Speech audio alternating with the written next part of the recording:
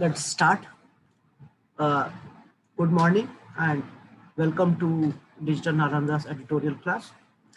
आज का जो एडिटोरियल है वो अगेन वैक्सीनेशन पर है। अब आपको पता है कि वैक्सीनेशन में सबसे मेजर प्रॉब्लम क्या है कि वैक्सीनेशन का सबसे मेजर प्रॉब्लम ये है कि हमारे पास उतनी वैक्सीन नहीं है। वैक्सीन का जो प्रोडक्शन का कैपेसिटी है वो लिमिटेड है। इंडिया में 2 वैक्सीन हैं, कोवैक्सिन और कोविशील्ड, और दोनों इंडिया के अंदर मैन्युफैक्चर हो रही हैं। इंडिया के अंदर उनका उत्पादन हो रहा है और उनको जो उत्पादन करने के लिए जो फैक्ट्रीज हैं उसकी एक लिमिटेड कैपेसिटी है और हमारे यहाँ पॉपुलेशन बहुत ज़्यादा है। तो जो सबसे बड़ा इशू ये है कि हमारे यहाँ पे वैक्सीन की संख्या बहुत लिमिटेड है। और सेकंड वेव, जब सेकंड वेव आया तब ये स्थिति ज्यादा भयानक रूप में सामने आ रही है, क्योंकि सेकंड वेव की वजह से हम सभी लोग वैक्सीन लेना चाहते हैं, ज्यादा से ज्यादा लोग वैक्सीनेट होना चाहते हैं और उसमें ये नंबर ऑफ वैक्सीन एक बहुत बड़ी प्रॉब्लम है कि वैक्सीन का शॉर्टेज है। दूसरा वैक्सीन का प्रॉब्लम ये है कि बहुत सारा वैक्सीन 5 से 10% वैक्सीन वेस्ट हो जाता है। अब वेस्टेज के कई कारण हैं कि ये जो वैक्सीन होती है इसको एक आपको पर्टिकुलर टेम्परेचर में स्टोर करना पड़ता है। ठीक है, अगर आप उसको उस टेम्परेचर पे नहीं रखेंगे तो वो वैक्सीन खराब हो जाएगी। तो वेस्टेज ऑफ वैक्सीन भी एक बहुत बड़ा इशू है। तो आज का जो एडिटोरियल है वो उस पर है।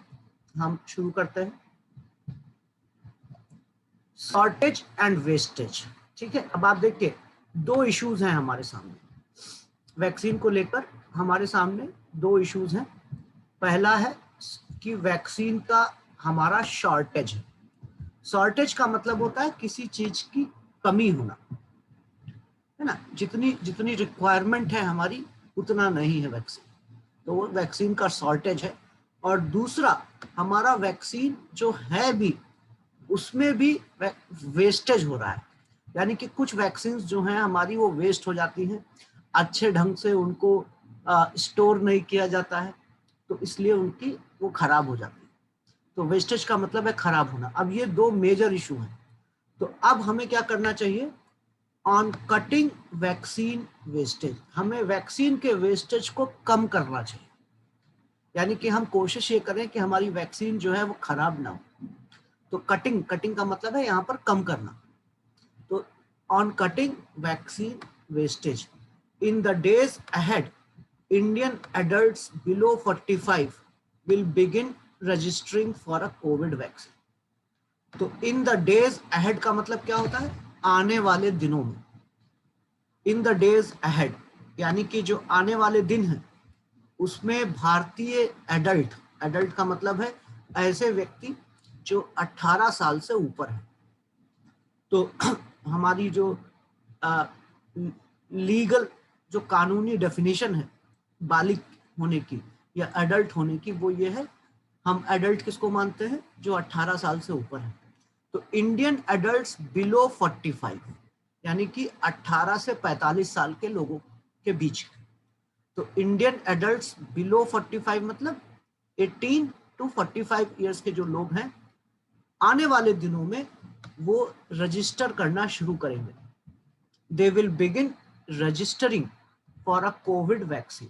अभी आपको पता है कि गवर्नमेंट ने एक वेबसाइट बनाई है जिसका नाम है कोविन, COWIN। और अगर आप 18 से 45 साल के बीच में हैं तो आपको वैक्सीन के लिए वहां पर रजिस्टर करना पड़ेगा, ऑनलाइन रजिस्ट्रेशन। तो अब एडिटोरियल बोल रहा है कि आने वाले समय में भारतीय एडल्ट जो हैं वो स्टार्ट करेंगे रजिस्टरिंग फॉर कोविड वैक्सीन। ठीक है, जो कि अब बड़ा मजेदार है कि उसने क्या सेंटेंस यूज किया है, that on paper will be available from May 1। आपको पता है कि इंडियन गवर्नमेंट ने डिसीजन लिया था कि 1 मई से हम 18 साल से ऊपर वालों को भी वैक्सीन लगाएंगे, लेकिन ये ऑन द पेपर है। कोई चीज ऑन पेपर है मतलब उसके बारे में अनाउंसमेंट तो किया गया है, लेकिन रियलिटी में होगा या नहीं होगा पता नहीं। ठीक है, तो समथिंग ऑन पेपर गवर्नमेंट ने अनाउंस किया कि हम 1 मई से 18 साल के ऊपर के लोगों को भी वैक्सीन देंगे, ये उसने अनाउंस कर दिया, यानी कि उसने ऑन द पेपर लिख दिया। लेकिन ये एक्चुअल में होगा या नहीं होगा मालूम नहीं, क्योंकि वैक्सीन का शॉर्टेज है। ठीक है, तो इसलिए वो बोल रहा है कि आने वाले दिनों में भारतीय एडल्ट जो हैं वो रजिस्टर करने वाले हैं। किस चीज के लिए? उस वैक्सीन के लिए जो कि ऑन द पेपर अवेलेबल होगा 1 मई से। यानी कि गवर्नमेंट ने ऑन पेपर दे दिया है, लेकिन ऑन पेपर इसलिए लिखा है क्योंकि एडिटोरियल को ये शक है, एडिटोरियल आपसे ये बोलना चाहता है कि हमें पता नहीं है कि ये एक्चुअल में मिलेगी या नहीं मिलेगी। Amid a crisis of vaccine supply, the health minister had said that a little over 1 crore vaccines remain in stock with states. अब देखिए कि हमारे पास वैक्सीन की संख्या बहुत कम। अब अगर हम 18 से ऊपर की संख्या देखें तो 70-80 करोड़ लोग हैं 18 साल से ऊपर की संख्या में। ठीक है, और हमारे पास वैक्सीन का स्टॉक कितना है? सिर्फ 1 करोड़ का। तो आप समझ रहे हैं कि कितनी बड़ी इशू है, कितना बड़ा इशू है। तो हमारी जो हेल्थ मिनिस्ट्री है, हमारा जो केंद्र का स्वास्थ्य मंत्रालय है, इट हैड सेड, उन्होंने ये बोला है that a little over 1 crore vaccine, a little over मतलब 1 करोड़ से थोड़ी ज्यादा, a little over 1 crore vaccines remain in stock with states. तो राज्यों, अब केंद्र सरकार ने क्या किया था, जनवरी में आपको याद होगा हमारा वैक्सीनेशन का प्रोसेस शुरू हुआ था। जनवरी में हमारे जो केंद्र सरकार ने वैक्सीन्स खरीदी थी और स्टेट्स को दिया था। ठीक है, केंद्र सरकार खुद नहीं लगा रहा है, केंद्र सरकार ने खरीद कर राज्यों को दिया था। तो इसलिए राज्यों के पास जो स्टॉक है ना, स्टॉक का मतलब है भंडार, तो राज्यों के पास कितना भंडार है? थोड़ा ज्यादा है 1 करोड़ से। ठीक है, अब ये जो है ये एक क्राइसिस, ये एक संकट है, a crisis of vaccine supply, क्योंकि हमारी पॉपुलेशन इतनी ज्यादा है। ठीक है, अब 1 करोड़, हमारी एडल्ट पॉपुलेशन 70-80 करोड़ से कम नहीं होती। ठीक है, अब आप कहाँ 70-80 करोड़ लोग और कहाँ आपके पास सिर्फ 1 करोड़ की वैक्सीन है, 1 करोड़ वैक्सीन। तो ये क्या है? ये एक क्राइसिस है, एक संकट है ऑफ वैक्सीन सप्लाई। तो इस संकट के बीच में, वैक्सीन सप्लाई के इस संकट के बीच में हमारे जो हेल्थ मिनिस्टर हैं उन्होंने बोला है कि हमारे पास सिर्फ 1 करोड़ से थोड़ी ज्यादा वैक्सीन अवेलेबल हैं राज्यों के पास।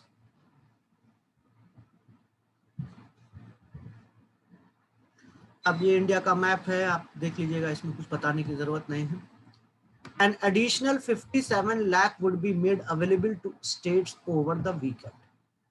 अब ठीक है, अभी एडिटोरियल बोल रहा है कि हम अभी एडिशनल 57 लाख जो है वो अभी स्टेट्स को और मिलेंगे ओवर द वीकेंड। वीकेंड मतलब इस हफ्ते के अंत में, यानी कि आज फ्राइडे है तो वीकेंड मतलब सैटरडे संडे। तो 1 करोड़ सारे राज्यों को मिलाकर, अब ये सोचिएगा सभी राज्यों की बात हो रही है, टोटल इंडिया में जितने भी स्टेट्स हैं उन सबको मिलाकर हमारे पास 1 करोड़ के करीब वैक्सीन है, और additional 57 lakhs would be made available to states over the weekend. तो इस हफ्ते के अंत में, यानी कि सैटरडे संडे तक एक्स्ट्रा 57 लाख और दिए जाएंगे राज्यों को। The center has so far provided nearly 16 crore vaccines doses to states, of which the total consumption including wastage is 14.8 crore doses. तो जनवरी से लेकर अब तक सेंटर ने 16 करोड़ वैक्सीन दिया है स्टेट को, जिसमें कंजम्पशन कितना हो चुका है? 14.8 करोड़। ठीक है, अब आप देखिए ये वैक्सीन के डोज हैं, डोज का मतलब है 1, और आपको पता है कि हर व्यक्ति को 2 डोज चाहिए। ठीक है, तो 16 करोड़ वैक्सीन अभी तक सेंटर ने प्रोवाइड किया है। इसका मतलब क्या है? इसका मतलब है कि 8 करोड़ को लगाने के लिए ये वैक्सीन थी। ठीक है, तो the centre has so far, centre ने अभी तक प्रोवाइड किया है, सो फार मतलब अभी तक, the centre has so far provided nearly 16 crore vaccine doses. तो सेंटर ने अभी तक लगभग 16 करोड़ वैक्सीन के डोज स्टेट को दिए हैं, जिसमें कि टोटल कंजम्पशन का मतलब है कि जिसका अभी इस्तेमाल हो चुका है, तो 16 करोड़ में कितने वैक्सीन का इस्तेमाल हो चुका है, ठीक है, जिसका यूज हो चुका है, जिसमें वेस्टेज भी शामिल है, क्योंकि बहुत सारा वैक्सीन वेस्ट भी हुआ है, खराब हो गया था, है ना, अच्छे से स्टोर नहीं हुआ है, दूसरे कोई भी कारण है, तो उसमें से अब तक इतने वैक्सीन यूज हो चुके हैं 14.8 करोड़। और इसीलिए हमारे हेल्थ मिनिस्टर ने बोला था कि 1 करोड़ से थोड़ा ज्यादा वैक्सीन बाकी। अब आप देखिए 16 करोड़ है और ये इसको मान के चलिए लगभग 15 करोड़, तो 15 करोड़ इस्तेमाल हो चुका है, अभी 1 करोड़ बाकी। Maharashtra led the table of vaccine administered with 1.45 crore doses, followed by Rajasthan, Uttar Pradesh and Gujarat. अब सबसे ज्यादा वैक्सीन लगाने वाला, एडमिनिस्टर करने वाला, एडमिनिस्टर मतलब प्रदान करने वाला या देने वाला या लगाने वाला राज्य जो है वो महाराष्ट्र है। तो Maharashtra led the table, led the table मतलब फर्स्ट नंबर पर, टेबल का मतलब है पूरा जो तालिका है ना, फर्स्ट सेकंड थर्ड फोर्थ जो आप नंबरिंग करते हैं ना, उसको हम टेबल बोलते हैं। तो महाराष्ट्र लेड द टेबल, यानी कि महाराष्ट्र जो है उस जो टेबल है उसमें सबसे आगे है, ठीक है। लेड जो है वो लीड का पास्ट टेंस है, लीड मतलब सबसे आगे होना, तो महाराष्ट्र लीड कर रहा है ना। तो महाराष्ट्र ने अब तक कितनी वैक्सीन एडमिनिस्टर की है, एडमिनिस्टर मतलब लगाया है, लगभग 1.5 करोड़ डोजेस। तो 1.5 करोड़ डोजेस अभी तक वो महाराष्ट्र दे चुका है, इसका मतलब है 75 लाख, क्योंकि एक व्यक्ति को 2 डोज लगने हैं, ठीक है। तो अगर सभी लोगों ने 2-2 डोज ले लिए हैं, तो इसका मतलब है सिर्फ 75 लाख लोगों को वैक्सीन लगी है महाराष्ट्र में, है ना। तो Maharashtra led the table of vaccine administered with 1.5 crore doses, followed by Rajasthan.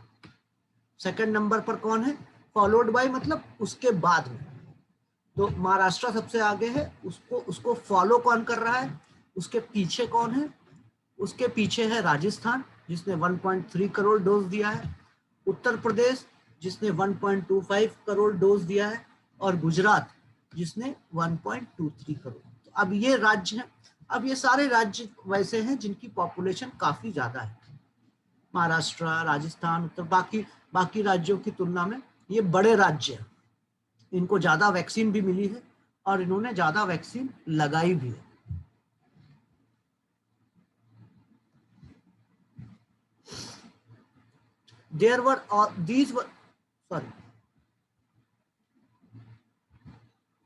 These were also the states that had so far received the maximum number of vaccine, again in that order. और ये वो राज्य हैं जिनको सबसे ज्यादा वैक्सीन मिली भी है, ठीक है। तो सेंटर ने सबसे ज्यादा वैक्सीन इन्हीं राज्यों को दी थी और इन्होंने लगाया भी है। तो these were also the states, मेरी वॉइस अटक रही है, वॉइस क्लियर नहीं आ रही है, रितु का मैसेज आया है, बाकी लोगों को प्लीज मुझे थोड़ा बताइए, क्लियर है? अच्छा बेटा, फिर आपका नेट का इशू है, ठीक है। तो these were also the states that had so far received the maximum number of vaccines, ठीक है। तो यही वो स्टेट है, these were also the states। अब महाराष्ट्र, राजस्थान, उत्तर प्रदेश, गुजरात, ये वो स्टेट्स हैं जिनको सबसे ज्यादा वैक्सीन मिली है। These were also the states that had so far, यानी कि अभी तक, received the maximum number of vaccine, ठीक है, मैक्सिमम नंबर ऑफ वैक्सीन इनको मिली है। Again in that order, again in that order का मतलब है उसी क्रम से। अब देखिए क्रम क्या है, महाराष्ट्र नंबर 1 है, फिर राजस्थान दूसरे नंबर पर है, तीसरे नंबर पे शायद उत्तर प्रदेश है, जो भी है। तो उसी क्रम में इनको वैक्सीन मिली भी थी, यानी कि महाराष्ट्र को सबसे ज्यादा वैक्सीन मिली, तो महाराष्ट्र ने सबसे ज्यादा वैक्सीन लगाई भी है। Among large state, Tamil Nadu reported a high percentage of vaccine wastage, nearly 8.83%। अब ये प्रॉब्लम है।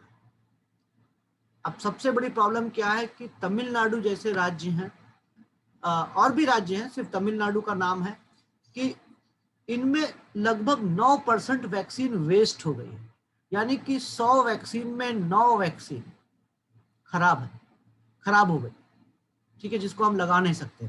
तो अमंग लार्ज स्टेट्स, जो बड़े राज्य हैं, उसमें Tamil Nadu reported a high percentage of vaccine wastage. तो तमिलनाडु का जो वैक्सीन वेस्ट का जो नंबर है वो 8.83% है, यानी कि लगभग ऑलमोस्ट 9% मान लेते हैं। अब ये बहुत बड़ा नंबर है। अब आप देखिए कि एक तरफ तो हमारे पास वैक्सीन की कमी है और दूसरी तरफ 100 में से 9 वैक्सीन खराब हो रही है। तो कितना बड़ा नुकसान है, ये कितना बड़ा खतरा है हमारे लिए, है ना। तो among large state, Tamil Nadu reported a high percentage of vaccine wastage, nearly 8.83%.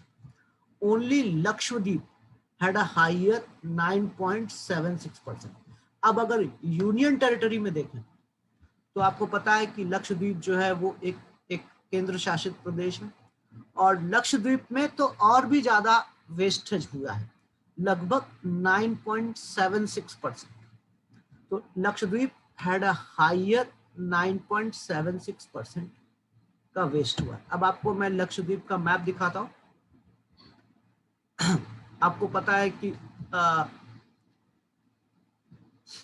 Lakshadweep जो है वो अ ग्रुप ऑफ आइलैंड्स है, बहुत सारे छोटे छोटे आइलैंड्स हैं वो यहाँ पर, ठीक है। ये आप देखेंगे नीचे, ये लक्षद्वीप है, ये केंद्र शासित प्रदेश है, इसमें बहुत सारे छोटे छोटे आइलैंड्स हैं, और इसकी जो कैपिटल है वो कवराती है, ठीक है। यहाँ पर दिखा होगा आपको कवराती। तो ये जो है आपका ये लक्षद्वीप है, ठीक है। यहाँ ये देखिए, it's a group of islands. Tamil Nadu ये है, तो तमिलनाडु में लगभग 9% वेस्टेज है, और लक्षद्वीप में लगभग 9.76 का वेस्टेज है, जो कि हाईएस्ट है। 9.76 मतलब 10 मान लो आप, तो यानी कि हर 100 वैक्सीन में वो 10 वैक्सीन खराब कर रहे हैं, ठीक है। तो ये बहुत बड़ा नंबर है, बहुत बहुत प्रॉब्लम वाली बात है।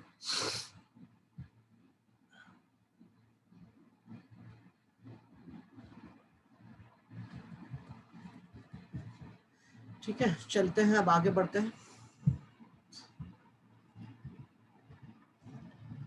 तो लक्षद्वीप had a higher 9.76%.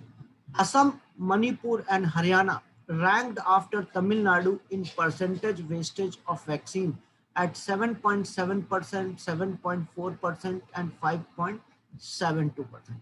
अब अकेला तमिलनाडु नहीं है, और भी राज्य हैं, ठीक है, और भी राज्य हैं जिनकी जो वैक्सीन वेस्ट कर रहे हैं। तो उसमें जो कुछ राज्य हैं उनका नाम क्या है, Assam, Manipur and Haryana. They ranked after Tamil Nadu, यानी कि उनका नंबर जो है वो तमिलनाडु के बाद आता है, उनकी जो रैंक है वो उसके बाद आती है in percentage wastage of vaccine. तो कितने परसेंट वैक्सीन वेस्ट हो रही है, उसके बाद तमिलनाडु। अगर स्टेट का देखें, सिर्फ राज्यों का देखें, तो सबसे पहले तमिलनाडु है, उसके बाद असम है। असम में 7.7% वैक्सीन का वेस्टेज, मणिपुर में 7.4% है, और हरियाणा में 5.72%। The Andaman and Nicobar island, Arunachal Pradesh, Goa, Himachal Pradesh, Kerala, Mizoram, Orissa were the states that had reported no wastage. अब कुछ राज्य और कुछ केंद्र शासित प्रदेश, यूनियन टेरिटरीज ऐसी हैं जिनमें बिल्कुल भी वेस्ट नहीं हुआ, यानी कि उनका जो रिपोर्ट है, अभी वेस्ट कितना हुआ मालूम नहीं, लेकिन उन्होंने जो रिपोर्ट लिखा है, उन्होंने जो बताया है, वो ये बताया है कि उनके यहाँ पर वैक्सीन का वेस्टेज 0 है। तो आप देखिए,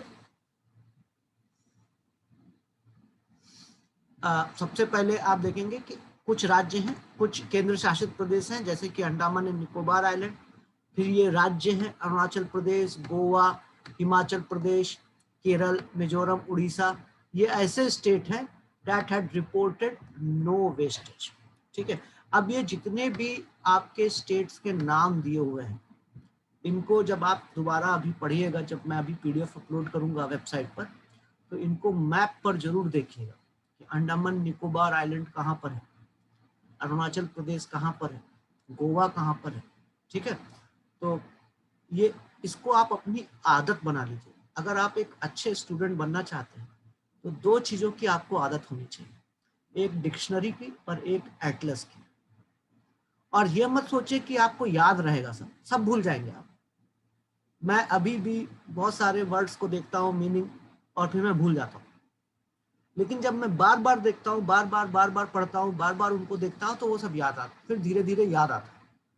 तो आप रट्टा मत मारिए, ठीक है, ना एटलस को रटने की कोशिश कीजिए, ना वर्ड्स को। सिर्फ आपको बार बार आपको हैबिट पढ़ना चाहिए कि जब भी कोई ज्योग्राफिकल, अब जैसे कि अभी आपने लक्षद्वीप देखा, ठीक है, लक्षद्वीप पढ़ा आपने, अब आप में से कुछ लोग ऐसे होंगे जिनको पता होगा कि लक्षद्वीप कहाँ पे है, कुछ लोग ऐसे होंगे जिनको सिर्फ एक अंदाजा होगा कि हाँ सुना तो है, कभी देखा था, लेकिन याद नहीं आ रहा। कुछ लोग ऐसे होंगे जिन्होंने पहली बार सुन रहा होगा, अरे ये भी है क्या। ठीक है, तो बहुत इंपॉर्टेंट है कि जब भी अगर आपको जरा सा भी कंफ्यूजन है कि मुझे आइडिया नहीं है कि लक्षद्वीप कहाँ पर है, तुरंत आप गूगल करिए, गूगल मैप है, गूगल मैप पे जाके देखिए, एटलस 70-80 रुपए की एटलस आती है, स्कूल एटलस, उसको खरीदिए और एक हैबिट बना लीजिए कि जब भी कुछ कोई भी ज्योग्राफिकल टर्म आए, चाहे वो नदी का नाम हो, चाहे वो पहाड़ का नाम हो, चाहे वो किसी राज्य का नाम हो, चाहे वो किसी स्टेट का नाम हो, सॉरी कंट्री का नाम हो, ठीक है, चाहे कोई समुद्र का नाम हो, चाहे कोई आइलैंड, कुछ भी ज्योग्राफिकल अगर आपको दिखता है तो आप प्लीज उसको देखें। और इसीलिए आप देखेंगे कि मैं हमेशा मैप का इस्तेमाल करता हूँ, चाहे वो एडिटोरियल का क्लास हो, चाहे वो सोशल साइंस के कंसेप्ट का क्लास हो, मैं आपको मैप बहुत सारे दिखाता हूँ। ठीक है, क्योंकि उससे चीजें समझ में आती है ना। आपको बहुत सारा कल मैंने जो आपको दिखाया था ऑटोमन एम्पायर, अब अगर मैं ऑटोमन एम्पायर का मैप आपको नहीं दिखाता तो आप बहुत जल्दी भूल जाते कि ऑटोमन एम्पायर क्या था, आपको याद नहीं रहेगा। लेकिन चूंकि आपने मैप देख लिया है तो अब आपको जल्दी से याद होगा, आपको ज्यादा समय तक याद रहेगा।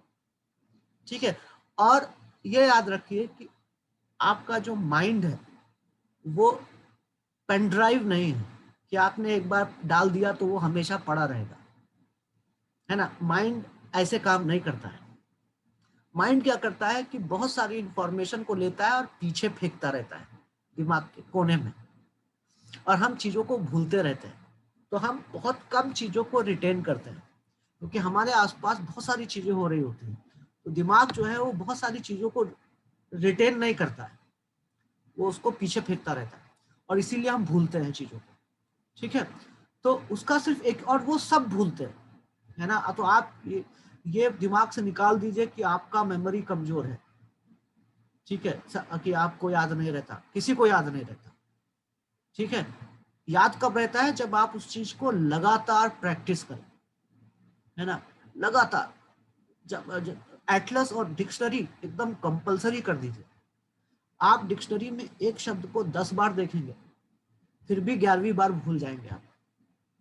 ठीक है, लेकिन अगर आप थोड़ा प्रैक्टिस करते रहेंगे फिर अब याद आ जाएगा, फिर आपको अंदाजा लगने लगेगा कि हाँ यार ये वर्ड तो पढ़ा था मैंने, अच्छा इसका मतलब ये हो सकता है ना।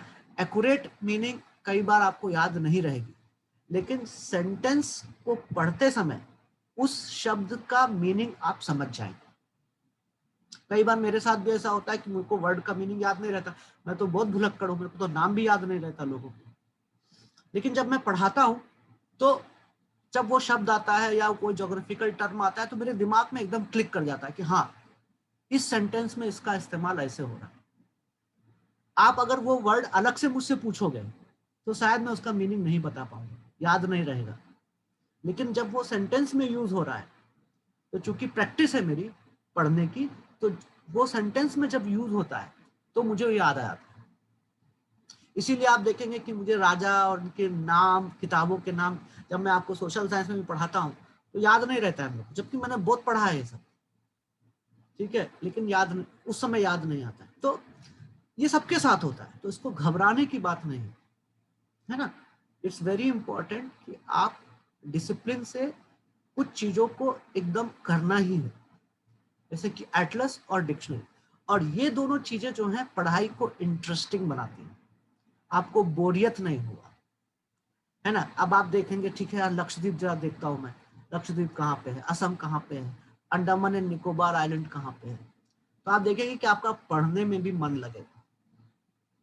तो ये आपको करना ही करना है, कंपलसरी। डिक्शनरी और एटलस लेके बैठिए अपना, आप डाउनलोड कर सकते हैं अपने मोबाइल पे और उसको देखिए। उसके बिना बहुत बोरिंग है पढ़ाई, ठीक है। चलते हैं। तो ये कुछ राज्य हैं जहां पर वेस्टेज बहुत ज्यादा है वैक्सीन की। कुछ राज्य ऐसे हैं जिन्होंने रिपोर्ट किया है कि उनके यहाँ 0 वेस्टेज है।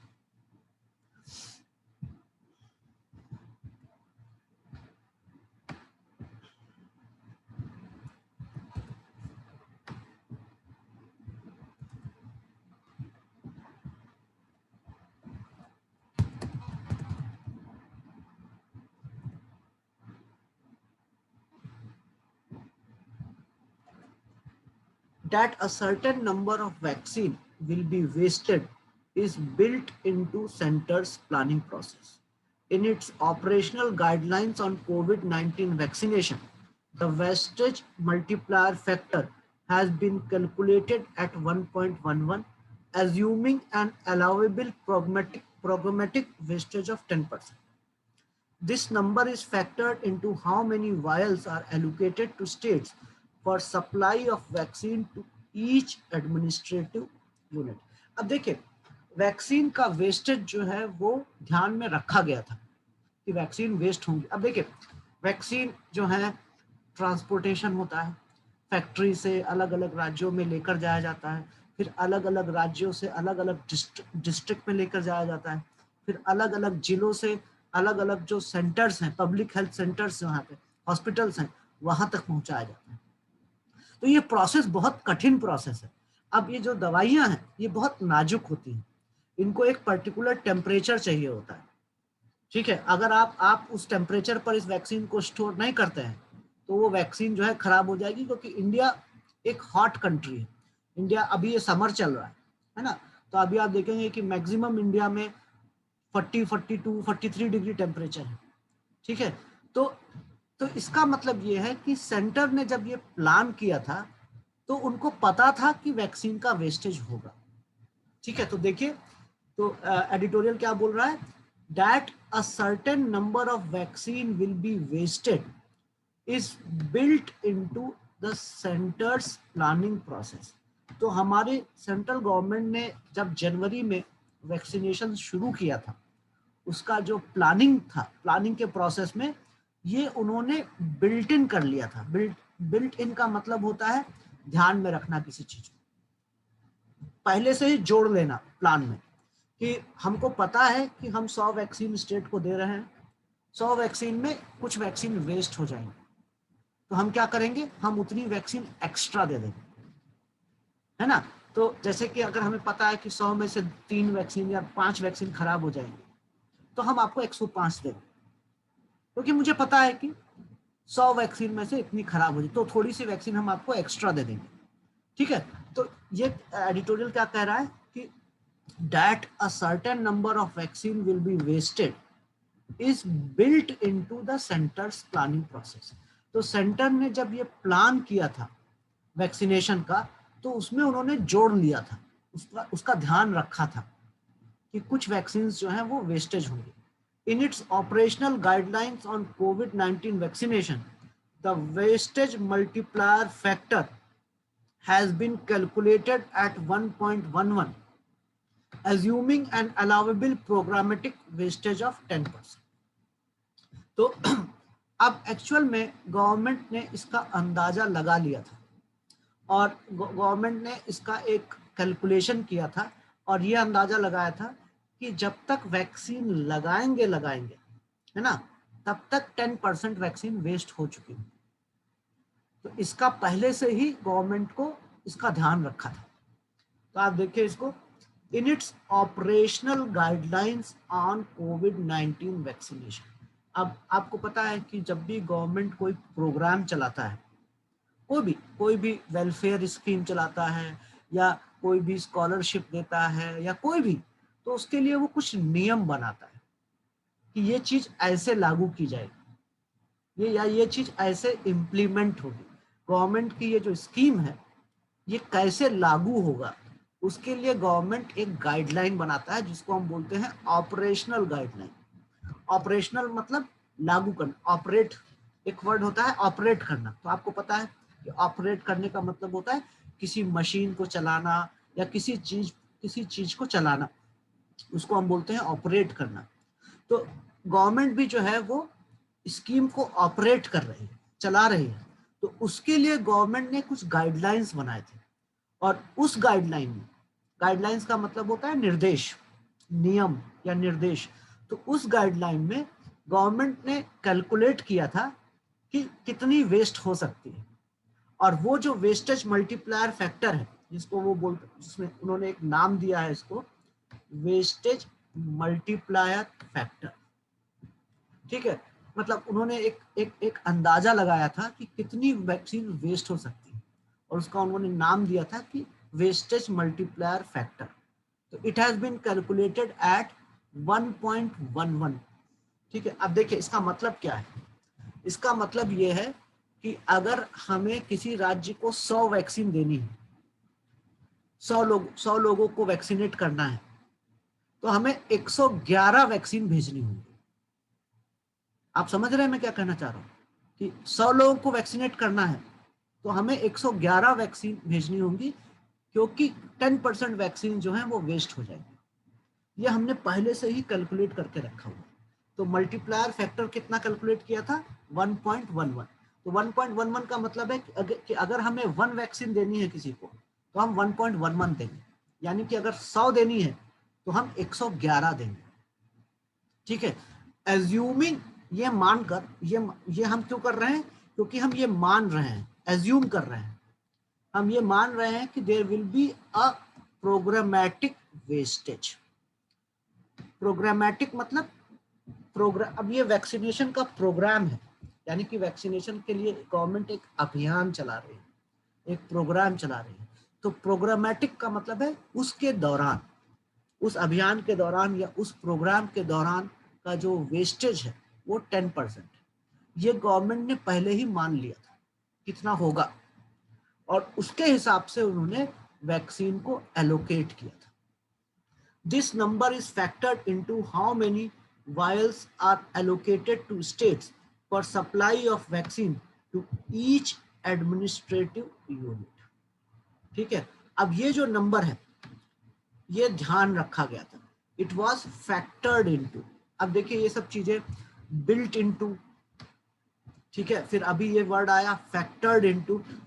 This number is factored into, यानी कि इस नंबर का ध्यान रखा गया था। ठीक है, कब रखा गया था, जब ये वैक्सीन एलोकेट हो रही थी स्टेट्स को। एलोकेट मतलब प्रदान करना।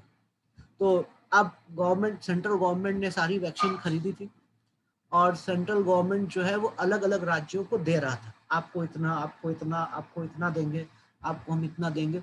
इसको हम बोलते हैं एलोकेट करना। तो जब ये वैक्सीन गवर्नमेंट एलोकेट कर रही थी तो इस नंबर का ध्यान रखा गया था। ठीक है, वायल्स का मतलब क्या होता है, वो बॉटल जिसमें वैक्सीन होती है। अब आपने देखा होगा कि आपने इंजेक्शन, आप में से बहुत सारे लोगों ने कभी ना कभी इंजेक्शन लगवाया होगा। तो इंजेक्शन में क्या होता है, एक सिरिंज होती है और एक छोटी सी बॉटल होती है। तो पहले वो सिरिंज से उस बॉटल के अंदर का जो भी लिक्विड होता है वो सिरिंज में लाया जाता है और फिर आपको यहाँ पर लगाई जाती है।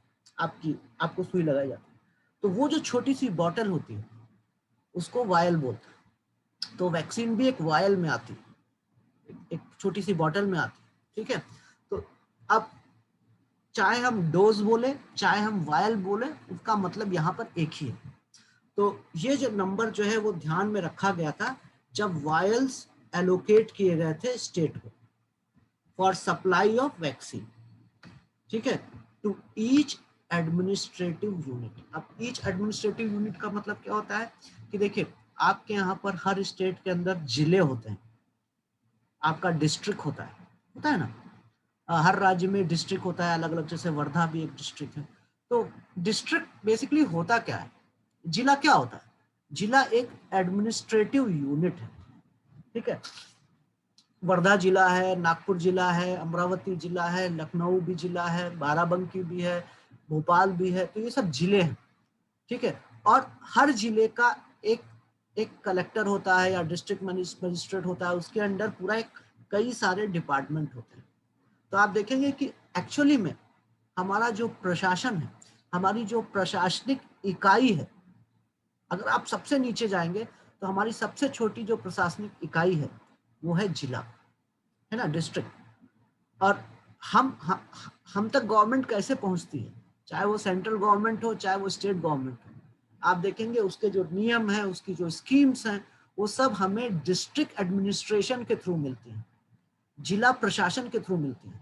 चाहे आपका स्कॉलरशिप हो, चाहे आपका राशन कार्ड हो, चाहे आपका किसी भी प्रकार की गवर्नमेंट की जो भी स्कीम है, आपका ड्राइविंग लाइसेंस, आपका पैन कार्ड, सब कुछ डिस्ट्रिक्ट के हिसाब से बनता है, ठीक है। तो डिस्ट्रिक्ट क्या है हमारी, जिला क्या है, हमारा एक एडमिनिस्ट्रेटिव यूनिट है। एडमिनिस्ट्रेटिव मतलब प्रशासनिक इकाई है, हमारी सरकार इसी से चलती है, ठीक है। इसीलिए डिस्ट्रिक्ट कलेक्टर जो है वो बहुत पावरफुल माना जाता है। Wastage is अनओपन vials, wastage in, अब देखेंगे वेस्टेज का होता क्यों है। Wastage in अनओपन vials can occur due two reasons such as the vaccine reaching its destination after its expiry date, if it has been exposed to temperature outside its normal bounds, suspected contamination, and poor vaccine administrative practices, ठीक है। तो आप देखेंगे कि ये wastage क्यों होता है। कई बार ऐसा होता है कि वो वैक्सीन गांव तक पहुंचने तक, मान लीजिए कोई बहुत रिमोट एरिया है और वहां पे हॉस्पिटल में वैक्सीन जा रहे हैं, पहुंचने तक उसकी एक्सपायरी डेट निकल जाती है, ठीक है, क्योंकि इसका एक्सपायरी बहुत ज्यादा लंबा नहीं होता होगा, है ना। मुझे नहीं मालूम कि वैक्सीन का एक्सपायरी कितना है, लेकिन अब अगर ये बोल रहे हैं तो इसका मतलब है कि एक्सपायरी डेट बहुत ज्यादा नहीं, एक आध महीने का होगा शायद, उसके बाद वो वैक्सीन खराब हो जाती है। तो वेस्टेज इन अनओपन्ड वायल्स, ठीक है। तो जो वेस्टेज है वैक्सीन का, जो कि अनओपन्ड बॉटल्स में होता है, यानी कि जिस बॉटल को अभी ओपन नहीं किया गया है ना, वायल का मतलब होता है वो जो छोटी सी बॉटल जिसमें वैक्सीन है। तो wastage in unopened vials can occur two reasons. तो ये जो वेस्टेज है ये हो सकती है, अकर का मतलब होता है होना, किस कारणों से हो सकती है, it can occur due two reasons.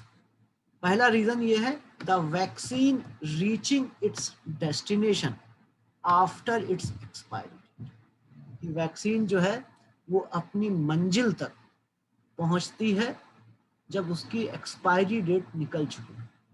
अब डेस्टिनेशन का मतलब होता है मंजिल, जैसे मान लीजिए वर्धा जिले के किसी तहसील में जाना है, ठीक है, और मान लीजिए ट्रांसपोर्ट के कारण कुछ गड़बड़ हो गया, नहीं पहुंच पाई, और जब पहुंची तब उसकी एक्सपायरी डेट निकल चुकी थी। तो ये एक कारण है वैक्सीन के वेस्टेज का। दूसरा कारण ये है कि टेम्परेचर जो है वो मेंटेन नहीं किया गया। अब आपको पता है कि ये जो आपने बहुत सारी दवाइयों पे लिखा होगा कि please keep it in cold temperature, है ना। बहुत सारी आपके जो खास तौर पे जो इंजेक्शंस होते हैं, जितने भी इंजेक्शंस आपके लगते हैं, वो आप देखेंगे कि डॉक्टर के यहाँ या जो केमिस्ट है उसके यहाँ पे फ्रिज होता है, और वो फ्रिज में स्टोर होते हैं, ठीक है, क्योंकि टेम्परेचर बहुत इंपॉर्टेंट होता है वैक्सीन के लिए। तो बहुत सारे आप देखेंगे कि जो इंजेक्शंस, खास तौर पे जो इंजेक्शंस लगते हैं ना आपको, वो सब स्टोर होते हैं फ्रिज में, रेफ्रिजरेटर में, ठीक है। तो if it has been expose to temperature, दूसरा कारण जो वैक्सीन वेस्ट होने का ये है कि अगर ये वैक्सीन एक्सपोज हो गई, एक्सपोज हो गई मतलब सामने आ गई, है ना। एक्सपोज होने का मतलब है कि हीट से एक्सपोज हो जाना, यानी कि गर्मी के सामने आ जाना, या ज्यादा टेम्परेचर के सामने आ जाना। तो if it has been expose to temperature outside it's normal bounds. अब नॉर्मल बाउंड का मतलब क्या होता है कि आपका एक दायरा है, जैसे कि लिखा होता है कि ये चीज जो है, आपने कई चीज जो खाने का पैकेट होता है ना, खाने की चीजों पे भी कई बार लिखा होता है कि इसको आप -5 से +15 डिग्री तक ही रखिए, इसके बीच में स्टोर करिए।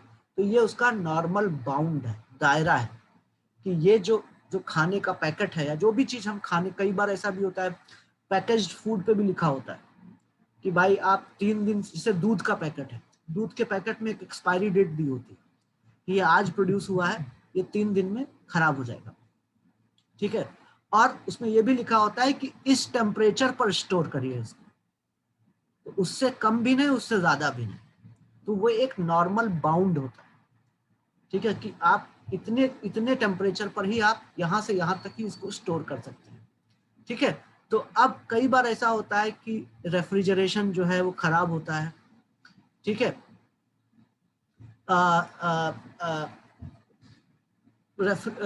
कई बार जहाँ पे स्टोर हो रहा है वो फ्रिज खराब हो गया, या इलेक्ट्रिसिटी चली गई, ठीक है।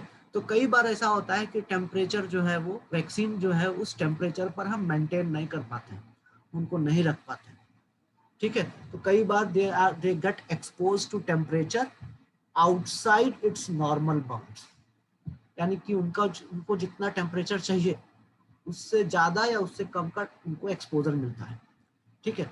तीसरा कारण होता है कि कई बार वैक्सीन में कंटैमिनेशन हो जाता है। कंटैमिनेशन का मतलब होता है कि उसमें मिलावट आ जाती है।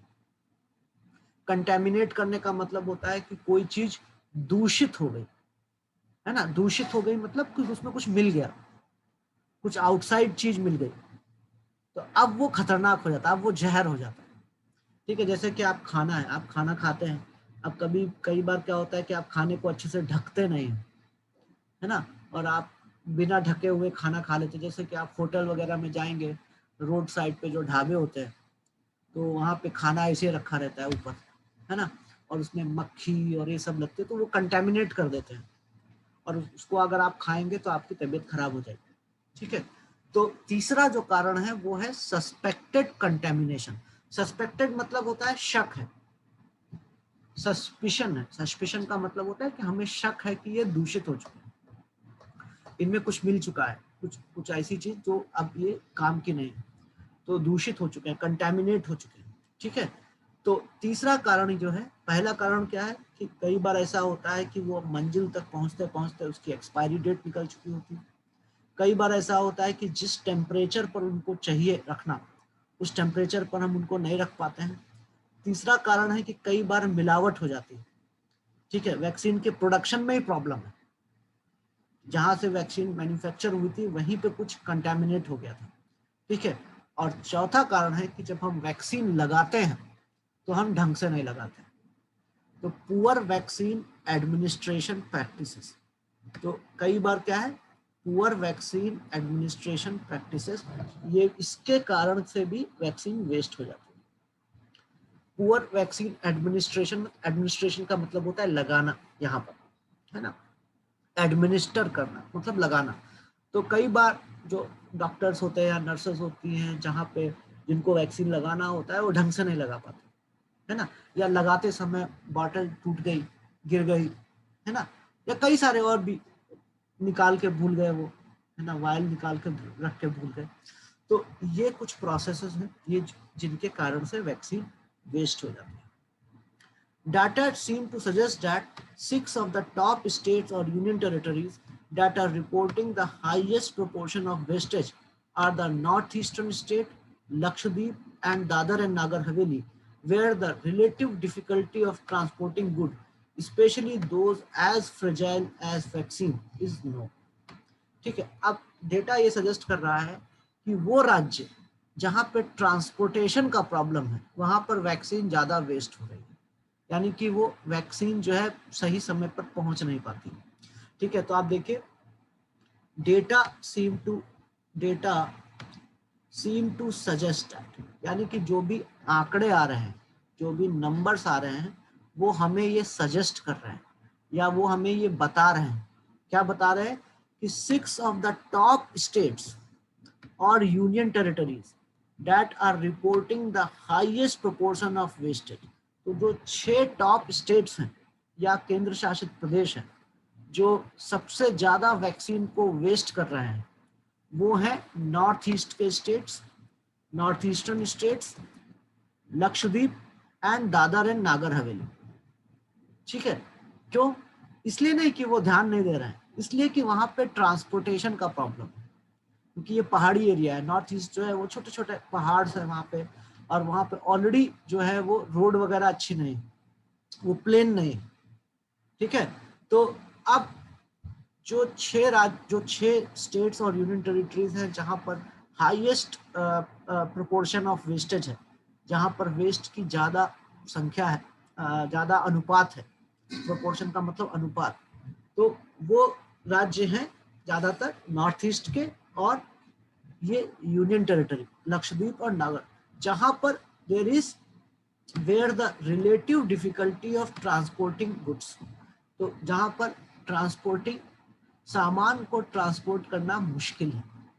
ठीक है, क्योंकि नॉर्थ ईस्ट में आप जाएंगे तो छोटे छोटे गांव हैं अलग अलग पहाड़ियों पे, और वहां तक वैक्सीन को पहुंचाना थोड़ा डिफिकल्ट हो जाता है। ठीक है, अब वैक्सीन जो है वो बहुत फ्रेजाइल होती है, फ्रेजाइल मतलब बहुत नाजुक होती है, तो खास तौर पे वो गुड्स को ट्रांसपोर्ट करना, वहां पे गुड्स को ट्रांसपोर्ट सामान को लेकर जाना ही डिफिकल्ट है, लेकिन नाजुक जो है, फ्रेजाइल जो है वैक्सीन, तो ये और ज्यादा डिफिकल्ट हो जाता है। ठीक है, तो स्पेशली तो there is a difficulty of transporting goods specially those as fragile as vaccine vials is no. तो प्रॉब्लम कहाँ पे है? प्रॉब्लम ये भी है कि उन राज्यों में जो कि थोड़े से रिमोट एरियाज में हैं, जहाँ पर पहाड़ हैं इस टाइप के, जहाँ पे ट्रांसपोर्टेशन आसान नहीं है, वहां पर वैक्सीन का वेस्टेज ज्यादा है।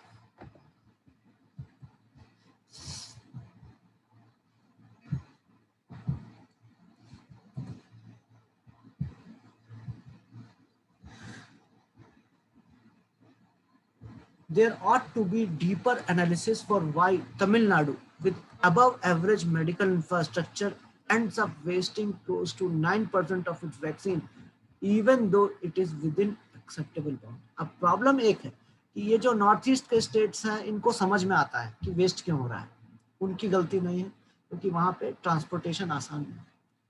अब प्रॉब्लम तमिलनाडु जैसे राज्य में, तमिलनाडु में ट्रांसपोर्टेशन भी अच्छा है, तमिलनाडु का जो मेडिकल इंफ्रास्ट्रक्चर है वो देश में सबसे अच्छा है, फिर भी वहां पर 9% वैक्सीन वेस्ट हो रही है। तो इसके लिए हमें और ज्यादा डीपर एनालिसिस की जरूरत है।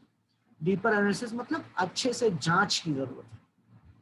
तो अब एडिटोरियल बोल रहा है there ought to be deeper analysis, तो डीपर एनालिसिस होना चाहिए। ऑट टू मतलब कोई चीज जो होनी चाहिए, तो there ought to be deeper analysis की और अच्छे से जांच होनी चाहिए कि वाई तमिलनाडु, क्यों तमिलनाडु, क्यों with above average medical infrastructure. अब देखिए तमिलनाडु का जो मेडिकल इंफ्रास्ट्रक्चर है वो भारत के एवरेज से अच्छा है, अबव एवरेज है, यानी कि भारत में जो भी मेडिकल इंफ्रास्ट्रक्चर है उससे अच्छा है तमिलनाडु का। तो तमिलनाडु का अब जब मैं मेडिकल इंफ्रास्ट्रक्चर बोलता हूँ तो इसका मतलब क्या होता है?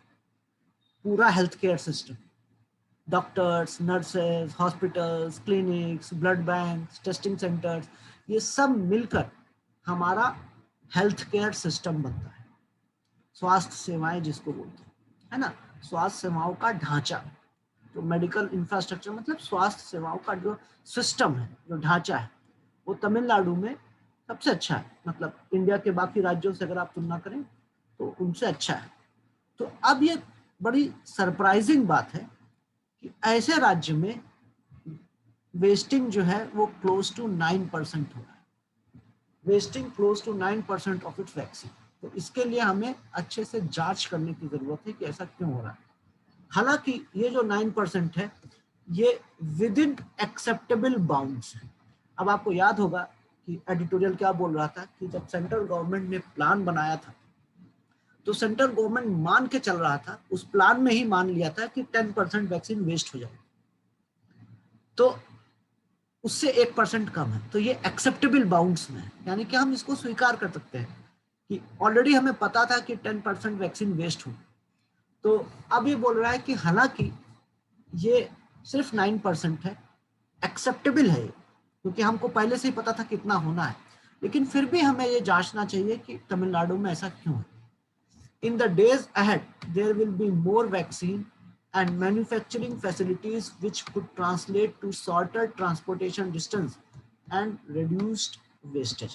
तो अब वो बोल रहा है कि in the days ahead, यानी कि आने वाले समय में, in the days ahead, आगे के समय में, आने वाले दिनों में हमारे पास और ज़्यादा वैक्सीन होगी, हमारे पास और ज़्यादा मैन्युफैक्चरिंग फैसिलिटीज़ होंगी। अब आप देखिए अभी वैक्सीन कहाँ पे बन रही है, एक वैक्सीन पुणे में बन रही है, एक वैक्सीन हैदराबाद में बन रही है। कोविशील्ड पुणे में बन रही है सेरम इंस्टीट्यूट में, और कोवैक्सीन जो है वो शायद हैदराबाद में बन रही है भारत बायोटेक। अब हैदराबाद से और पुणे से वो वैक्सीन पूरे देश में जा रही है, तो उसमें टाइम लगता है। ठीक है, अब वैक्सीन बहुत नाजुक चीज होती है। वैक्सीन तो ऐसा तो है नहीं कि आप उसको पोस्ट ऑफिस में जैसे कि लेटर को भेजते हैं वैसे आप भेजेंगे। वैक्सीन के लिए अब आप सोचिए, वैक्सीन जैसे ही फैक्ट्री से निकलती है और वैक्सीन जब तक हॉस्पिटल में नहीं पहुंचती है तब तक उसको एक विशेष टेम्परेचर में ही रखना होता है। तो ट्रांसपोर्टेशन उसका आसान नहीं है। वो ऐसा कोई गुड नहीं है कि प्लास्टिक की बॉटल नहीं है कि उसको पैक किया और फेंक दिया और वो ट्रक में और वो जा रहा है चाहे कितना भी टेम्परेचर। तो वैक्सीन जो है वो बहुत नाजुक चीज होती है, बहुत सारा चीजें देखनी पड़ती है उसको ट्रांसपोर्ट करने। तो वो बोल रहा है कि आने वाले समय में हमारे पास और ज्यादा वैक्सीन होंगी, हमारी मैन्युफैक्चरिंग फैसिलिटीज भी बढ़ जाएंगी। मैन्युफैक्चरिंग फैसिलिटीज का मतलब है कि वैक्सीन बनाने की जो फैक्ट्रीज हैं वो शायद और हो जाएंगी, है ना। मैन्युफैक्चर करना मतलब उत्पादन करना। तो मैन्युफैक्चरिंग फैसिलिटीज भी आने वाले समय में बढ़ जाएंगी और तब ट्रांसपोर्टेशन का समय कम लगेगा। अब आप सोचिए, अभी सिर्फ पुणे से वैक्सीन जा रही है और हैदराबाद से जा रही है। अगर अभी मान लेते हैं कि भोपाल में एक सेंटर खुल जाता है वैक्सीन मैन्युफैक्चरिंग का, एक सेंटर गुवाहाटी में असम में खुल जाता है, एक सेंटर आपका अदर केरल में खुल जाता है, एक सेंटर गुजरात में खुल जाता है वैक्सीन मैन्युफैक्चरिंग का, तो ट्रांसपोर्टेशन का जो समय है और डिस्टेंस वो कम हो जाए और वैक्सीन जो है वो एक्सपायरी होने से पहले पहुंच जाएगी। तो it could translate to shorter transportation distance and reduced wastage. तो अब एडिटोरियल का ये मानना है, एडिटोरियल थोड़ा सा ऑप्टिमिज्म, आशावादी ये बात कर रहा है कि आने वाले समय में हमें लग रहा है कि और ज़्यादा वैक्सीन होंगी, हमारी और ज़्यादा मैन्युफैक्चरिंग फैसिलिटीज़ बढ़ जाएंगी और which could translate to shorter transportation distance and reduced wastage.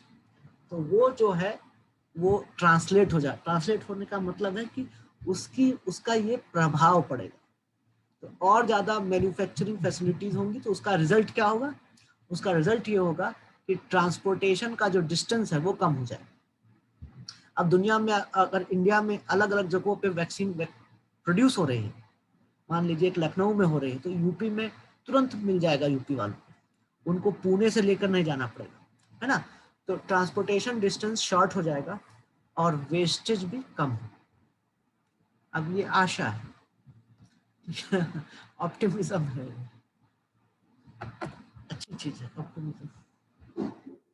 With the exponential increase in vaccine demand, expected in the next 6 months, there will also be challenges in the administration and demand for skilled administrators who will be part of the management of logistics. अब एक तो है manufacturing, उत्पादन का problem कि vaccine shortage है। दूसरा problem है वैक्सीन को ट्रांसपोर्ट करना, पहुंचाना। तीसरा प्रॉब्लम है एडमिनिस्टर करना, वो भी एक बहुत बड़ा इशू है कि गवर्नमेंट ने वैक्सीन, हमारी जो सीरम इंस्टीट्यूट है पुणे का, उसने वैक्सीन बना दिया, गवर्नमेंट ने उससे खरीद भी लिया, गवर्नमेंट ने उसको ट्रांसपोर्ट करके हर जिले में भी पहुंचा दिया, लेकिन जिले में जो वैक्सीन लगाना है पेशेंट को, उसका अलग अपना एक इशू है, क्योंकि अभी नंबर ऑफ पीपल जो लोग वैक्सीन लगवाने के लिए आएंगे वो लाखों की संख्या में, करोड़ों की संख्या में। अब हर कोई वैक्सीन चाहता है, अभी कोई नहीं, मैं तो कल से बैठा हूँ वेबसाइट को बार बार वो कर रहा हूँ, लेकिन कोई स्लॉट ही नहीं मिल रहा, परसों से बैठा हूँ, ठीक है, कि बस मिल जाए कैसे भी। तो मेरी तरह हर कोई है, तो हर कोई वैक्सीन चाह रहा है, ठीक है। तो अब ये सब तो है ही है प्रॉब्लम। अब दूसरी सबसे बड़ी प्रॉब्लम क्या है, there will be a challenges in administration and demand for skill administrators who will be part of the management of logistics, ठीक है। मैं इसको एक्सप्लेन करता हूँ आपको। ये प्रॉब्लम्स तो हो ही गई, अब प्रॉब्लम जो मेजर प्रॉब्लम एक्चुअली जो आएगी वो होगी लॉजिस्टिक्स। लॉजिस्टिक्स का मतलब होता है किसी भी प्रोसेस को करने के लिए आपको क्या क्या चीजों की जरूरत होती है। जैसे मान लेते हैं कि मैं एक मीटिंग ऑर्गेनाइज करता हूँ, ठीक है, या मैं स्टूडेंट्स के साथ अपना एक मीटिंग ऑर्गेनाइज करता हूँ ऑफलाइन, ऑनलाइन नहीं, ठीक है। अब मीटिंग में मान लेते हैं 300 बच्चे आएंगे, एक दिन का पूरा वर्कशॉप है, तो ये प्रोग्राम है, एक दिन का वर्कशॉप है स्टूडेंट्स के साथ। अब ये प्रोग्राम कब होगा, इसके लिए बहुत सारी चीजों की जरूरत पड़ेगी। पहली चीज, स्टूडेंट्स कहाँ रुकेंगे, स्टूडेंट्स खाने, उनके खाने की व्यवस्था, उनके पानी पीने की व्यवस्था, क्लास में ब्लैक बोर्ड होना चाहिए, क्लास में चौक होनी चाहिए, क्लास में कुर्सियां होनी चाहिए, क्लास में सारी व्यवस्था होनी चाहिए, ये कहलाता है लॉजिस्टिक्स। तो किसी भी प्रोग्राम को करने के लिए, उसको पूरा करने के लिए उसके पीछे की जो व्यवस्था होती है वो अच्छी होनी चाहिए। अब अगर मान लीजिए कि मैंने 300 बच्चों को बुला लिया लेकिन चेयर नहीं है, ठीक है, एक भी चेयर नहीं है, चेयर जिसको बोला था उसको मैं याद दिलाना भूल गया, या मैंने चेयर का ऑर्डर ही देना भूल गया। मैंने किसी टेंट हाउस वालों को बोला था कि चेयर दे देना, उसने बोला था हाँ हाँ ठीक है दे देंगे, लेकिन मैंने उसको रिमाइंडर नहीं भेजा। बच्चे तो आ गए लेकिन चेयर नहीं, या जिन टीचर्स को मैं बुलाना चाहता था वो टीचर्स नहीं आए। तो ये लॉजिस्टिकल प्रॉब्लम्स होती हैं, और इसके लिए हमें एडमिनिस्ट्रेटर्स की जरूरत होती है। कुछ ऐसे लोग जो पर्दे के पीछे से काम करते हैं, आपको दिखते नहीं, जो पूरा मैनेज करते हैं, ठीक है, तो इनको हम बोलते हैं एडमिनिस्ट्रेटर्स। तो अभी जब वैक्सीन का ये प्रोसेस शुरू होगा तो there will be demand for skilled administrators. हमें बहुत लोग चाहिए होंगे जो जो इस चीज को अच्छे से मैनेज कर सके। There will be demand for skilled administrators who will be part of the management of logistics, जो कि लॉजिस्टिक्स को मैनेज करेगा। लॉजिस्टिक्स मतलब समझ गए ना, व्यवस्था पूरी। अब वैक्सीन लगाना है, वैक्सीन लगाने के लिए लाखों लोग आने वाले हैं, तो वो वैक्सीन कैसे लगेगी, क्या टाइमिंग होगा, कितने डॉक्टर्स या कितनी नर्सेज रहेंगी, कौन लगाएगा, वैक्सीन स्टोरेज कहाँ पर होगा, ठीक है। तो ये सारी चीजें लॉजिस्टिक्स होंगी, तो उसको मैनेज करने के लिए हमें बहुत स्किल्ड लोगों की जरूरत पड़ेगी, क्योंकि ये हमारे इतिहास में पहली बार ऐसा हो रहा है, ठीक है। हमारा पहले भी वैक्सीनेशन हुआ है, पोलियो का हुआ है, ठीक है। उसके अलावा जब आप जन्म लेते हैं उसके 1 साल के अंदर आपको बहुत सारे टीके लगते हैं, लेकिन वो एक साथ करोड़ों लोगों को वैक्सीनेट करने का ये पहला हमारा एक्सपेरिमेंट है। यह हम इतिहास में पहली बार ऐसा कर रहे हैं, इससे पहले कभी नहीं हुआ है ना। पहले होता है कि बच्चे का जन्म हुआ और तब वैक्सीनेशन होगा, तो एक डिस्ट्रिक्ट में एक दिन में 1000, 2000, 5000 बच्चों का जन्म होगा, इससे ज्यादा का नहीं होगा, है ना। तो बहुत बड़ा नंबर नहीं है वो, आप मैनेज कर सकते हैं। वर्धा जिले में एक महीने में कितने बच्चे जन्म लेते होंगे? 5,000 6,000 भी मान लेते हैं, मालूम नहीं मुझे, 5,000 भी मान लेते हैं। तो 5,000 को वैक्सीनेट करना कोई बहुत बड़ी बात नहीं है एक महीने के अंदर, ठीक है। फिर पोलियो ड्रॉप्स के लिए भी आपने देखा कि घर घर आते थे लोग, क्योंकि वो ओरल ड्रॉप थी। ओरल मतलब आप उसको 2 बूंद पिलाना पड़ता था, तो वो आसान था वैक्सीनेट करना। लेकिन यहाँ पर इंजेक्शन देना है, ठीक है। तो अब और दूसरी बात है कि पोलियो जो है वो एडल्ट के लिए इन्फेक्शस नहीं था। तो जो भी आशा की कार्यकर्ता है जो आपके घर में आती थी पोलियो की ड्रॉप लेकर, उनको उनको खुद की जान का कोई खतरा नहीं था। तो वो बड़े आराम से घर घर जाकर पोलियो का वैक्सीनेशन कर सके। और पोलियो का भी वैक्सीनेशन में कई साल लगे हैं, 10-15 साल वो हमारा पोलियो का चला है, तब जाके हम पोलियो का पूरे देश में, और सिर्फ बच्चों को, पोलियो का वैक्सीनेशन तो सिर्फ बच्चों के लिए हो रहा था, और तब हमें 10-12 साल लगे थे, ठीक है। तो आप समझ सकते हैं कि प्रॉब्लम कहाँ पे, कि ये प्रॉब्लम कितनी बड़ी है। प्रॉब्लम इतनी बड़ी है कि ये हमारे सामने पहली बार है कि हम ऐसा कर रहे हैं, ठीक है। तो लॉजिस्टिक्स सबसे बड़ा इशू, कि क्या हम कर पाएंगे। इसके लिए हमें बहुत सारे स्किल्ड एडमिनिस्ट्रेटर्स की जरूरत पड़ेगी, जिनको जो अच्छे से लॉजिस्टिक्स को मैनेज करें। और ये क्या होगा, ये एडमिनिस्ट्रेशन के लिए चैलेंजेस हैं, ठीक है, ये समझ में। These will be challenges in administration, यानी कि ये उनके सामने चुनौतियां हैं। और ये क्यों हो रहा है, क्योंकि अब वैक्सीन की जो डिमांड है वो एक्सपोनेंशियली बढ़ेगी। एक्सपोनेंशियल का मतलब है बहुत तेजी से, ठीक है। अभी तक देखिए, जब तक सेकंड वेव नहीं आया था तो लोग इतना सीरियस नहीं थे वैक्सीन को लेकर, लेकिन अभी सेकंड वेव आ गया है, तो इसके बाद अब वैक्सीन की जो डिमांड है वो बहुत तेजी से बढ़ने वाली है, उसका एक्सपोनेंशियल इंक्रीज होने वाला है। और ये नेक्स्ट 6 महीने तक रहेगा, expected in the next 6 months. तो नेक्स्ट 6 महीने तक वैक्सीन का जो डिमांड है वो बहुत ज्यादा होने वाला है। तो इसके लिए अब हमारे प्रशासन के सामने एक बहुत बड़ी चुनौती है कि हम इसका लॉजिस्टिक्स कैसे मैनेज करें, इसकी व्यवस्था कैसे करें लगाने की। These ancillary staff support staff too have to be developed by states along with planning for vaccine supply to enable a smooth speedy rollout. अब ancillary support staff क्या होता है? ancillary staff का मतलब होता है वो लोग जो मदद करते हैं। जैसे कि हॉस्पिटल में अगर आप जाएं तो हॉस्पिटल में सिर्फ डॉक्टर या नर्सेज ही नहीं होती हैं, हॉस्पिटल में बहुत सारे टेक्नीशियंस भी होते हैं। एक्सरे का टेक्नीशियन है, ब्लड सैंपल लेने वाला अलग होता है, ठीक है। सिर्फ आप देखेंगे कि सिर्फ वहाँ किसी भी बड़े हॉस्पिटल में आप जाएंगे तो सिर्फ डॉक्टर या नर्सेस नहीं होती है, बहुत सारा सपोर्ट स्टाफ होता है, ठीक है, जो डायरेक्ट मेडिकल हेल्प नहीं देता है लेकिन वो डॉक्टर्स और नर्सेस की मदद करता है। जैसे कि लैब के टेक्नीशियंस होते हैं, एक्सरे वाले होते हैं, एक्सरे मशीन वाले होते हैं, सीटी स्कैन कराने वाले टेक्नीशियंस होते हैं, वो डॉक्टर नहीं है, वो नर्स भी नहीं है, they are the support staff. तो हमें बहुत सारा एंसिलियरी सपोर्ट स्टाफ की जरूरत पड़ेगी। एंसिलियरी का मतलब होता है एक्स्ट्रा हेल्प करने वाले, जो अलग से हेल्प करने के लिए होते हैं आपको, तो उसको हम बोलते हैं एंसिलियरी सपोर्ट स्टाफ। तो these ancillary support staff too have to be developed by state.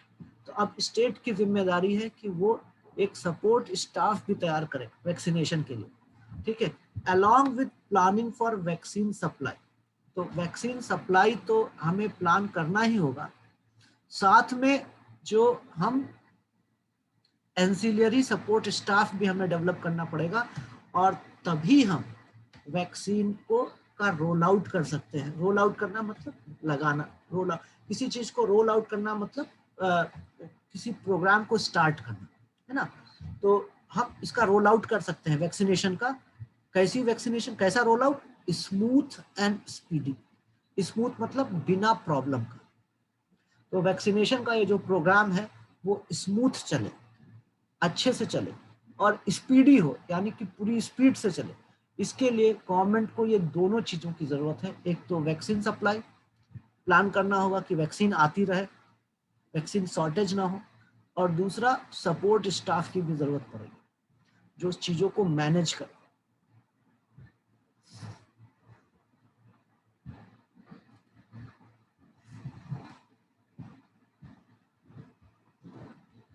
ठीक है, तो आज के लिए ये आपका एडिटोरियल यहीं पर खत्म होता है, और मुझे उम्मीद है कि आपको ये चीज समझ में आई होगी।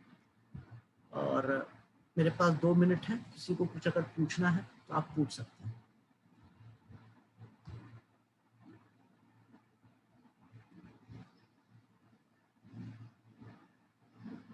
हाँ, पैरामेडिकल स्टाफ सही है।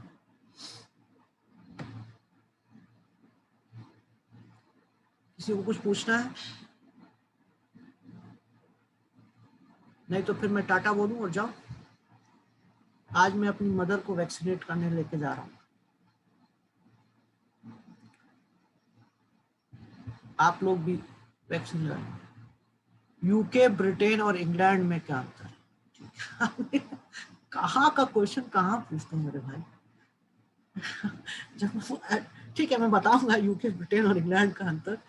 अब आप देखो, लेकिन मैं अभी एडिटोरियल का क्लास है तो वैक्सीनेशन से संबंधित कुछ था, तो ठीक है मैं बता देता हूँ जल्दी से। अगर आप यूरोप का मैप देखेंगे तो यूरोप के मैप में आप वेस्ट साइड में आप देखेंगे कि एक बड़ा सा आइलैंड है, और उसके बाजू में एक और आइलैंड है। 2 आइलैंड है, 2 द्वीप है। एक जो बड़ा द्वीप है इसमें 3 देश आपको दिखेंगे, इंग्लैंड, स्कॉटलैंड और वेल्स। ठीक है, इंग्लैंड, स्कॉटलैंड और वेल्स। और जो छोटा उससे ऊपर, उससे वेस्ट में एक और द्वीप है जिसके भी 2 पार्ट आपको दिखेंगे, एक होगा रिपब्लिक ऑफ आयरलैंड और दूसरा होगा नॉर्थ आयरलैंड। तो ये 5 एंटिटीज हैं। ठीक है, 5 वहां पर भाग दिखेंगे आपको। 2 आइलैंड्स हैं, 2 बड़े आइलैंड्स हैं, उनपे 5 दिखेंगे। ठीक है, अब ये जो बड़ा वाला आइलैंड है इसको हम ब्रिटिश आइल्स बोलते हैं। ठीक है, तो इंग्लैंड, स्कॉटलैंड और वेल्स ये तीनों मिलकर ब्रिटेन कहलाए। इन तीनों ने समझौता किया, आज से 200-300 साल पहले इन्होंने समझौता किया, और इन्होंने ये बोला कि जो इंग्लैंड की रानी है वो हमारी रानी है। पहले ये तीनों देश अलग अलग थे, स्कॉटलैंड और इंग्लैंड में तो बहुत झगड़ा था, लेकिन बाद में इन्होंने एक रखा कि आपकी रानी जो है वो हमारी रानी होगी, और वो ब्रिटेन कहलाया। फिर 1921-22 में आयरलैंड के भी एक टुकड़ा हुआ, जो नॉर्थ आयरलैंड है, वो ब्रिटेन के साथ जुड़ गया, और अब ये चारों मिलकर यूनाइटेड किंगडम कहलाए। तो अगर आप देखें तो मेन कंट्री अभी भी इंग्लैंड है, लेकिन बाकी जो है इनसे, तो जब हम 3 की बात करते हैं, इंग्लैंड, स्कॉटलैंड और वेल्स, तो वो ग्रेट ब्रिटेन कहलाता है। जब हम चारों के यूनियन की बात करते हैं, नॉर्थ आयरलैंड को भी मिला के, तो वो यूनाइटेड किंगडम कहलाता है। ठीक है, इसके बारे में मैं हिस्ट्री में पढ़ाऊंगा आपको कि ये कैसे हुआ। सोशल साइंस वाला वीडियोस मैं बताऊंगा। अभी एक नया कोर्स ही शुरू करूंगा, अभी रुक जाओ, अभी थोड़ा मैं उसको अपलोड करूंगा।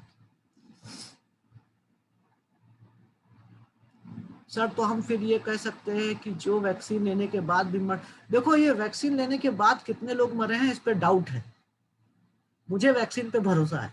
ठीक है, तो कई बार ऐसा होता है कि वैक्सीन के आपने एक ही डोज लिया है, तो आप पूरी तरीके से आपकी इम्यूनिटी नहीं है, तो उससे आपकी डेथ हो सकती है, मतलब अगर कोविड हुआ। लेकिन जहां तक मैं पढ़ रहा हूँ, अभी क्या है कि देखो भाई, मैं भी मेडिकल साइंस का नहीं हूँ, मैं भी न्यूज़पेपर ही पढ़ता हूँ, और उससे समझ में जो आता है वही मेरे को समझ में आता है कि अगर आपको वैक्सीन के दोनों डोज लग चुके हैं और 10-15 दिन हो चुके हैं, क्योंकि 10-15 दिन लगते हैं आपकी इम्यूनिटी डेवलप होने के बाद, उसके बाद कोविड आपको हो सकता है, लेकिन आपकी जान नहीं जाएगी, कोविड का सीवियरिटी नहीं रहेगा, उतना सीरियस नहीं रहेगा।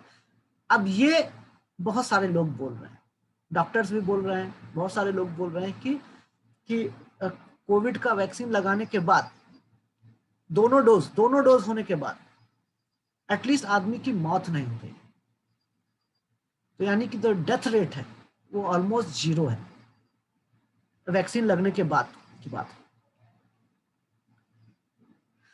सेंट्रल गवर्नमेंट वैक्सीन फ्री क्यों नहीं कर रही सबके लिए भाई? अभी क्या बोले हम, सेंट्रल गवर्नमेंट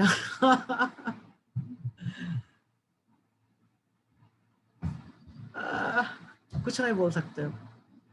वैक्सीन फ्री होनी चाहिए, लेकिन गवर्नमेंट अपनी जिम्मेदारी नहीं ले रहा है। 5G टेस्टिंग से MR रहे हैं क्या ये सही? 5G से कुछ नहीं हो रहा, वो सब बकवास है।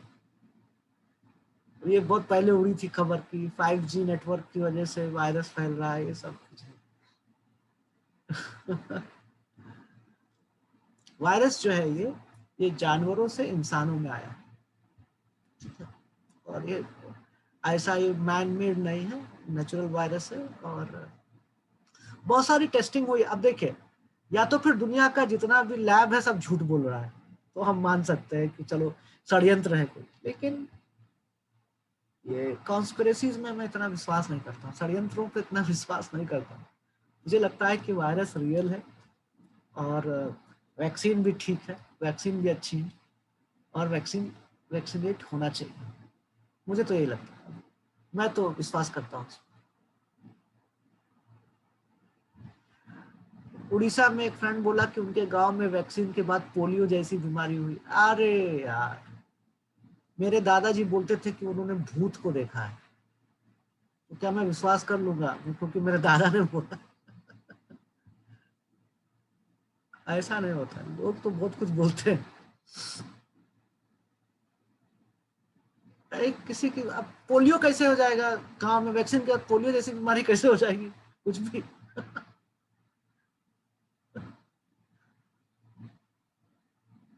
आज भी इंडिया में गांव के लोगों को लग रहा है कि कोरोना नहीं है, आज भी वो टेस्टिंग नहीं करा रहे, क्योंकि ये सब यही सब चीजों हम बहुत जल्दी विश्वास करते हैं इन सब चीजों पर, बहुत जल्दी।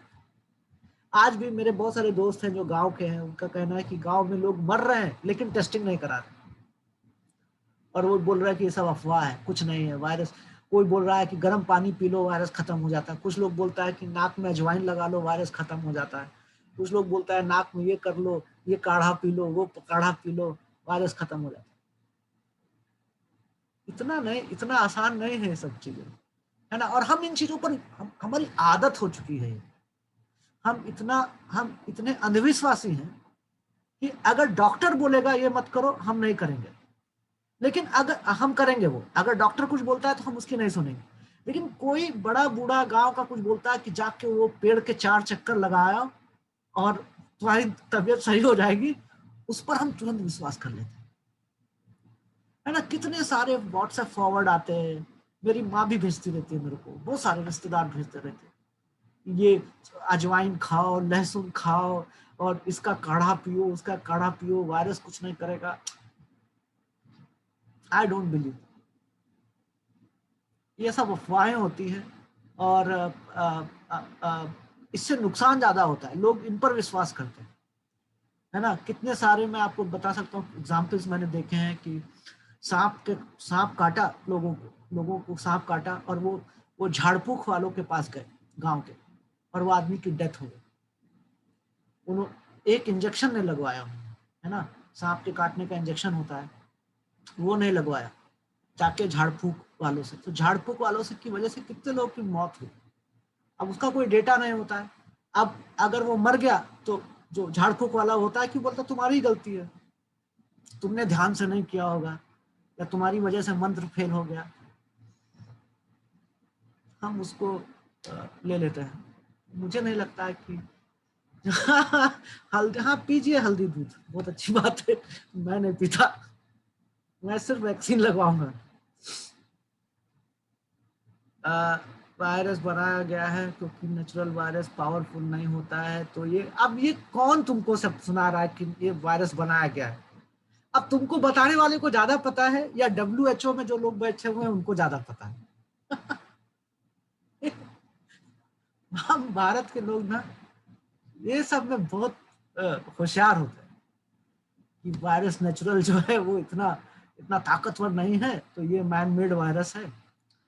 मोहन तुमको किसने बताया ये? सर मैंने सुना है कि ये जो वायरस है वो नेचुरल नहीं है, ठीक है? अब ये जो सेंटेंस है ना, मैंने सुना है, ये बहुत डेंजर वाला सेंटेंस है। मैंने सुना है, तो मैंने सुना है तो लोग उस पर तुरंत विश्वास कर लेते हैं। पीजिए भाई हल्दी दूध मिक्स करके, स्टीरॉयड ट्रीटमेंट भी लीजिए।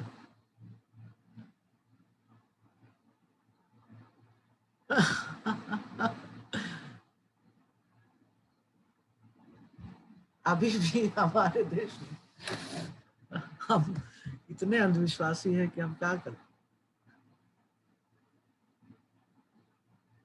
ये देखो आदित्य साहब का तो अलग ही गेम चल रहा है। व्हाट्सएप यूज करे या सिग्नल, अबे सिग्नल मत यूज करना, उसका मुहूर्त बहुत खराब निकला था। पहले पूजा पाठ करके जाना सिग्नल में। चलो बाय बाय। सिग्नल यूज करे या व्हाट्सएप यूज करे, भाई आप देखो आपका डेटा सिक्योर नहीं है। चाहे आप जैसे ही इंटरनेट पे आए, आपकी कोई चीज प्राइवेट नहीं रही। ये मान के चलिए कि प्राइवेसी जो है, जो डेटा प्राइवेसी, एक बहुत बड़ा मिथ है। तो सिग्नल विग्नल, चाहे सिग्नल हो, चाहे व्हाट्सएप हो, चाहे टेलीग्राम हो, मुझे तो किसी पर विश्वास नहीं। बस यही है कि आप सेफ रहिए। ज्यादा इधर उधर कुछ मत करिए। और डेटा तो आपका जो आंकड़े, आपके जो नंबर्स हैं, वो सब गवर्नमेंट के पास रहते हैं, वो प्राइवेट कंपनीज के पास रहते हैं। आपका डेटा बेचा जाता है। आप जब भी वेबसाइट पे कुछ रजिस्टर करते हैं, कहाँ पे भी, वो सब बेच देते हैं। इसीलिए आपके पास एसएमएस आते हैं कि ये खरीद लो, वो खरीद लो, है ना। तो टारगेटेड एडवर्टाइजमेंट आता है। वो आपका डेटा सेफ नहीं, कहीं से भी कुछ भी यूज करो। हल्दी दूध मिक्स करके ऑक्सीजन लेवल बढ़ रहा है। हाँ ठीक है भाई, हल्दी दूध पियो और ऑक्सीजन लेवल बढ़ाओ। अभी क्या बोले। ठीक है चलो बाय बाय। सेफ रहो, घर के अंदर रहो, और ज्यादा इधर उधर मत जाओ, मास्क पहनो, हाथ साफ रखो, और जब वैक्सीन नंबर आए चुपचाप वैक्सीन लगाओ। ठीक है, उसके बाद जो कुछ करना है, दूध पीना है, जो करना है वो करना है। चलो बाय बाय।